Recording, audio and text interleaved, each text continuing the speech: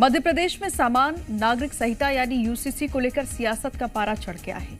एक तरफ सरकार दावा कर रही है कि लाखों लोगों ने यूसीसी के पक्ष में सुझाव दिए हैं, तो दूसरी तरफ आदिवासी पहचान और संस्कृति को लेकर नया राजनीतिक विवाद खड़ा हो गया है।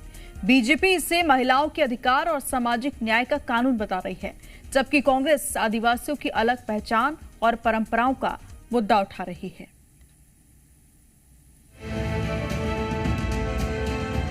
यूसीसी पर सुझाव मांगे गए थे, लेकिन अब सुझावों से ज्यादा सियासत की गूंज सुनाई दे रही है। आंकड़े समर्थन की कहानी कह रहे हैं, तो बयान राजनीतिक संग्राम की। कोई इसे महिलाओं के अधिकारों का कानून बता रहा है, तो कोई आदिवासी पहचान पर खतरे की आशंका जता रहा है। यानी मुद्दा सामान्य नागरिक संहिता का है, लेकिन राजनीति मैदान में उतर चुकी है। और अब सवाल सिर्फ कानून का नहीं, बल्कि समाज, संस्कृति और वोट की राजनीति का भी बन गया है।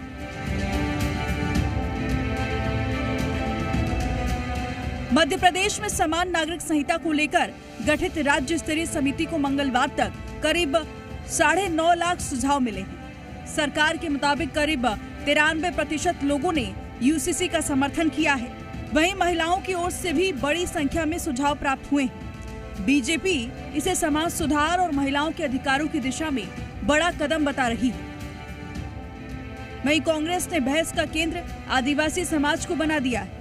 नेता प्रतिपक्ष उमंग सिंघार का कहना है कि आदिवासियों की अपनी अलग संस्कृति, परंपराएं और सामाजिक व्यवस्था है, इसलिए उन्हें एक ही कानूनी ढांचे में समेटने की कोशिश नहीं होनी चाहिए।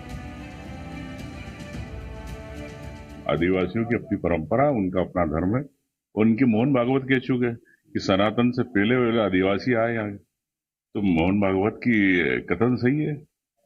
भारतीय जनता पार्टी बताए तो आदिवासियों की स्थिति क्या है, वही गरीब हो रहे हैं। मैं समझता हूँ कि भारतीय जनता पार्टी वोट की राजनीति नहीं करे, आदिवासी वोट की। उन्हें कैसे सम्मान मिले, उनको कैसे अधिकार मिले, इस पे होना। नेता प्रतिपक्ष उमंग सिंघार के बयान पर बीजेपी विधायक रामेश्वर शर्मा ने पलटवार करते हुए कहा कि आदिवासी समाज भारतीय संस्कृति और परंपरा का अभिन्न हिस्सा है।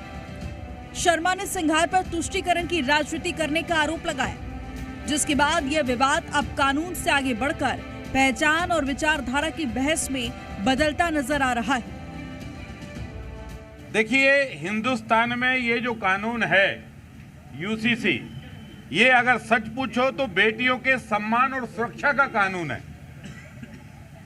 और जो अबोध बच्चे हैं, जो बच्चे हैं, उनके शिक्षा और उनके सुरक्षा का कानून है। बाबा साहब हमेशा इस बात पर जोर देते थे कि एक देश में एक विधान, एक प्रधान, एक निशान, ये चलना चाहिए।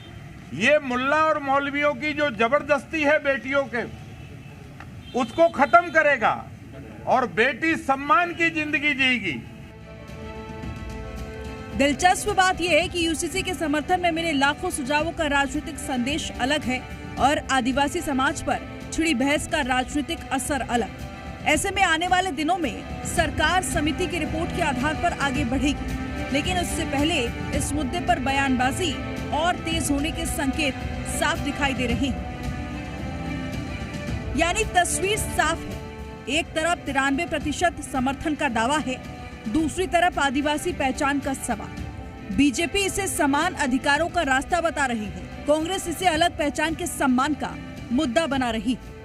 अब देखना यह होगा कि यूसीसी पर जनता की राय ज्यादा असर दिखाती है या आदिवासी राजनीति की ये नई बहस, क्योंकि मध्य प्रदेश की सियासत में फिलहाल कानून से ज्यादा पहचान की लड़ाई सुर्खियां बटोर रही है। ब्यूरो रिपोर्ट, जी मीडिया।